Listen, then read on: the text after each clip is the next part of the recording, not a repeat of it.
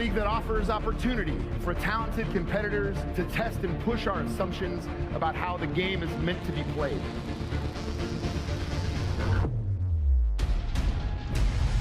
Ladies and gentlemen, we are coming at you live from Los Angeles, California. Welcome to the Blizzard Arena. London Spitfire up over Dallas Fuel, 1-0 so far. And as we look ahead to Lunar Colony, what do you expect to see, Monty? Well, I am really excited to see the substitution that the London Spitfire have made, because we haven't seen any deviation in their roster yet we know they have an excellent player, and actually many excellent players, waiting on the bench. This one that's being subbed in right now is one of my favorite players from our time in Korea. We're going to see in a second, but we're just going to tell you, Rascal's actually subbing in. There he is, finally! Rascal and Birdring reunited once more. And for those of you who didn't watch Apex in Korea or didn't watch the preseason, Rascal has, as you say, typically been the partner from a team called Kongdu with Birdring. Right. And the thing about Rascal, and why I'm excited about him, is that he's such an interesting wild card player. When we saw him on the preseason on this map, Horizon Lunar Colony, he was playing Mei on defense, and his team played beautifully with him. He was cutting off all the entrances, picking people off. It was an extremely impressive display of skill. But when you see Rascal coming into the lineup, it means things like Mei as the second DPS. It means things like Sombra. Yep. So there are all these opportunities, and he is a bit of a DPS specialist, but in terms of creating interesting strategies, this is where you want to see the diversity in team composition from London. Well, the fun thing is we look at our map pool again, Horizon Lunar Colony up next. The fun thing about Rascal that I always really liked is that he was very good at taking the new hero, whatever that new DPS hero was, and being the best with it early on. Yep. He was probably the best Sombra in Korea early on when we were watching him back in Apex. He was a great Doomfist early on when that hero came out. And he had those weird kind of pocket picks like the Mei you mentioned too. So he's a specialist in the best sense, and I'm looking forward to seeing what he brings here on Lunar Colony. Yeah, and that's not to say he can't play standard as well. His aura is also notable. Probably not going to see it on this map. Yeah. But regardless, exciting time to have a new opportunity to look at a player in this London roster and see what they are going to be pulling out here. We've been missing him too. I've missed my Rascal. The two players I want to see the most that are on the bench have been Rascal and Fisher. Sure. I say on the bench. It's probably not a permanent thing. I think London is being intelligent in that they want to make a solid lineup and then figure out slowly how to introduce more unique factors and use all their players optimally. But they want some sort of bedrock, a foundation to build their strategies off of, and that's what we've seen up until this point. Yeah. Wow, somebody better turn that computer off, otherwise anyone can just walk up and control that satellite, apparently.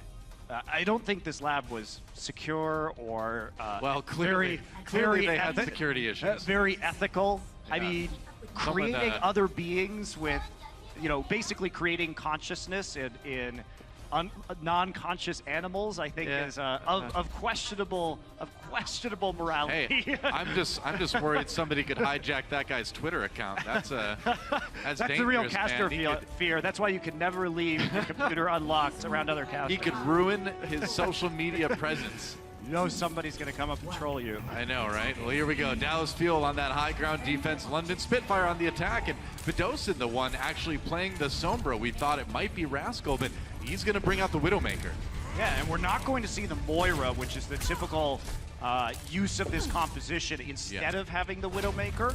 So it's interesting that the Rascal is going to be staying back and trying to snipe them as they are forced onto the point. Yeah.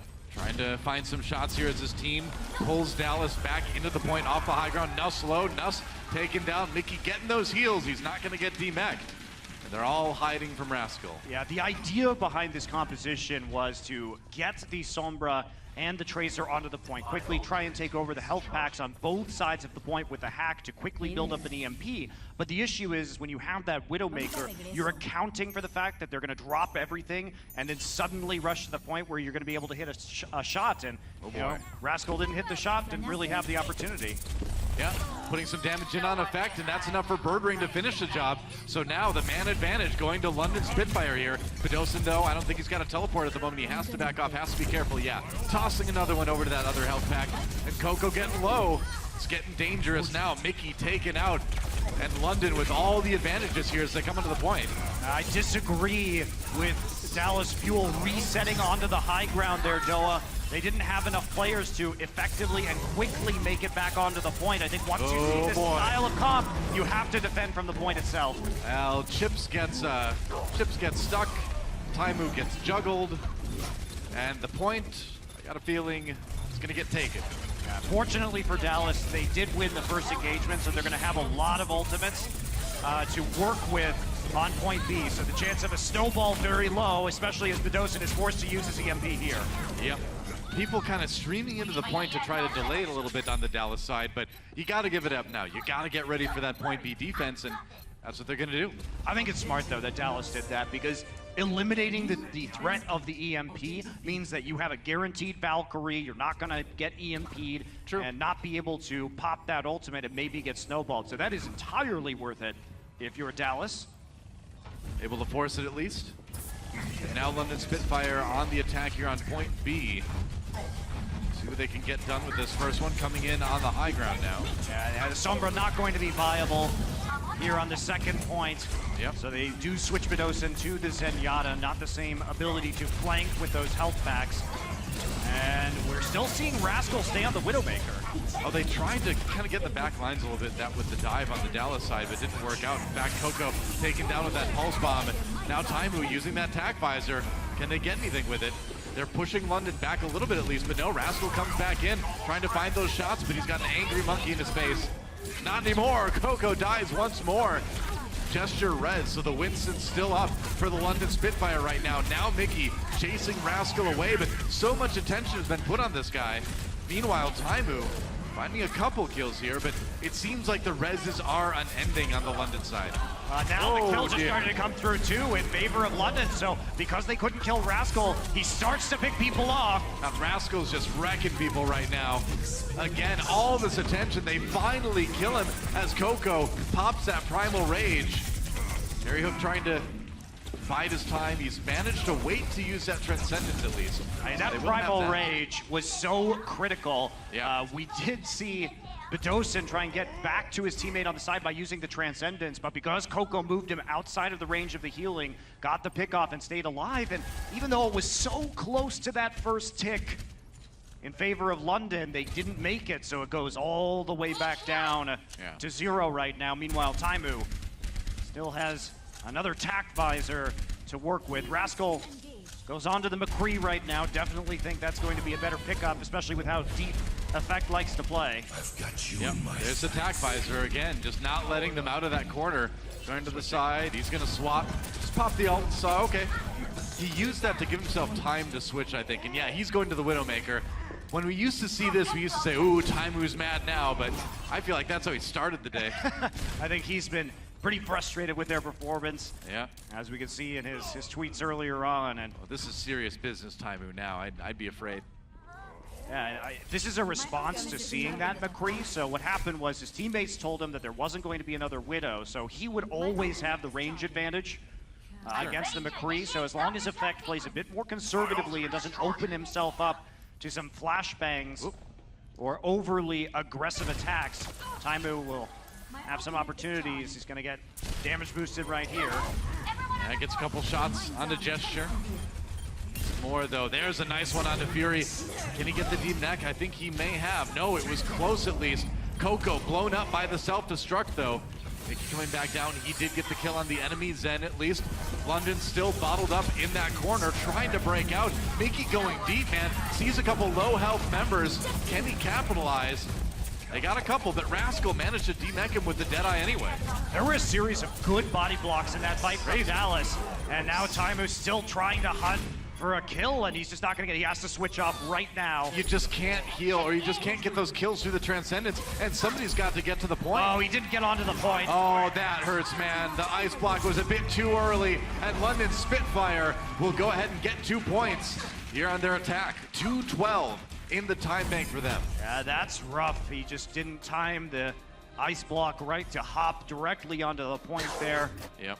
And so the stall, not possible. And now we get to see what London's going to do. Again, this is where they came through with the May in the preseason, so I hope we do get a chance to see that hero used here again. I mean, when you put Rascal in, and if you put Rascal in and you don't play May on Lunar Colony defense, I question your sanity, London Spitfire. Hey, I hope we see it. I hope we see it. Right now, doesn't look like we're going to be seeing it. I'm questioning your sanity now. The clock is ticking down, but Rascal is on the Junkrat. All right. I suppose that's reasonable. He's such a good May, though. He is a wonderful May. Oh, well. There's still time for it in this match, Stoa, but it's not going to happen, at least on the point A defense. Doesn't look like it. Not from what we can see, anyway. Dallas, another frustrating round for them. I mean, they managed to eat a decent amount of time off of the time bank, but 2:12 in the clock is still pretty good for London Spitfire. Yeah, it is. But there's always those new opportunities, especially with the fuel. If you get a snowball, push off the first one. If you can really just jam it through, you can get very fast times on any assault map. Yep. So Taimu now, looks like he will be playing that Widowmaker with effect on the Tracer, so pretty standard composition here to get onto the point and try and force a battle on the point where Taimu will have the edge through the big window at long range with the Widowmaker. London Spitfire playing what has become a pretty standard pick composition on the high ground here. That's right. So usually the way you deal with this, like we saw Spitfire themselves do, is put some pressure on the point by coming around the left-hand side and attempting a back cap, so they have to slowly make their way down to the point itself. Coco's very far forward right now. Yeah, gonna try to tickle them from the lower floor with that Winston. They're trying to pull them back. Yeah, Effect's already on the point. Yeah, they're gonna wait till the last minute, I guess. Yeah, okay, they send Rascal back on the Junkrat to get rid of him. Oh, and Birdring gets the snipe onto Taimu. You can see from the kill feed. Right now, Rascal just waiting on the point, making sure Effect can't get back on there and cause any trouble. And Birdring, man, just finishing people off. Dallas having to back away. Back to the drawing board for them. Yeah, it's interesting they sent Rascal back to deal with Effect, actually. I mean, if you can hit him with a mine, but in that, you know, it's going to be tough for him to effectively zone him out. And Effectively? Effect back on the point again, so they are going to try this one more time. Mickey is now coming around to block with the defensive matrix some of the possible concussion mines that Rascal could be tossing out. Effect has to stay at range, can't get too close to the Junkrat. I definitely wouldn't want to. Backing out for the point for the moment. They still don't have that first tick on point A. The rest of Dallas field just trying to get there right now, but they're being kept down by Birdring on that Widowmaker. Yeah, and they're not really feeling the pressure to come back there. Rascal is doing the work needed to zone them. Yeah. So they have to dedicate some more resources as Dallas finally makes their way around. Harry Hook is still not here. That's one tick. Coming in now, Effect. Oh, we've got that pulse bomb ready. Harry Hook taken out. Birdring found that kill again. There it is. Did he get the stick? No, not quite. He had a chance to stick gesture, and he didn't do it. That is devastating. Harry Hook brought back up again. Dallas scrambling onto the point right now, but the kills coming in favor of London Spitfire. And Effect suddenly finds himself near alone, him and Coco, fighting for their lives on the point.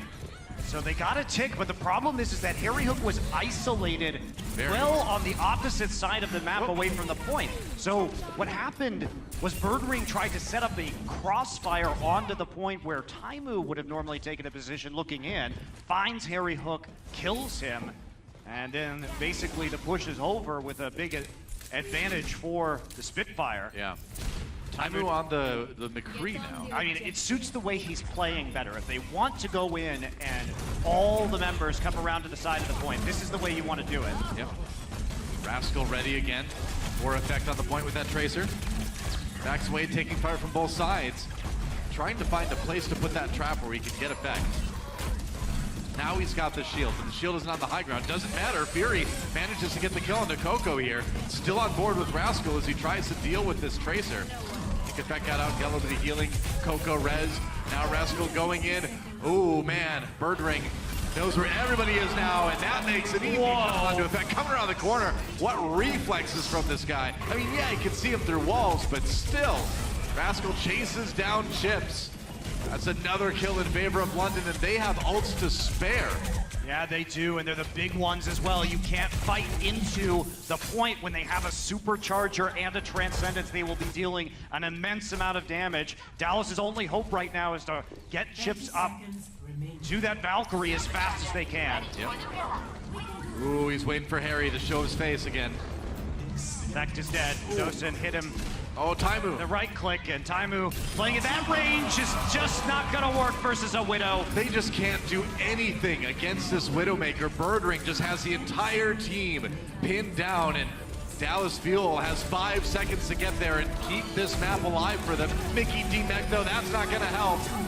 They get the supercharger, but nobody can get to the point, and that's going to be another map win for London Spitfire. They are up 2-0 in this series. You can see the communication from London. Every time they came with the flank, they would send the appropriate number of players over. They zoned out effect with the threat of the sort of one-shot concussion mine combo. Yeah. And even when they sent Mickey there as well, it was Fury matching that. When Mickey went away, or when they got chunked out, Fury went back up to the high ground. So really smooth transitions from high ground for London on the point, and take a nice selfie there.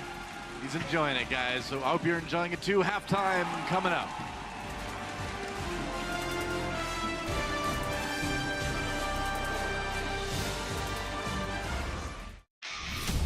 The Overwatch League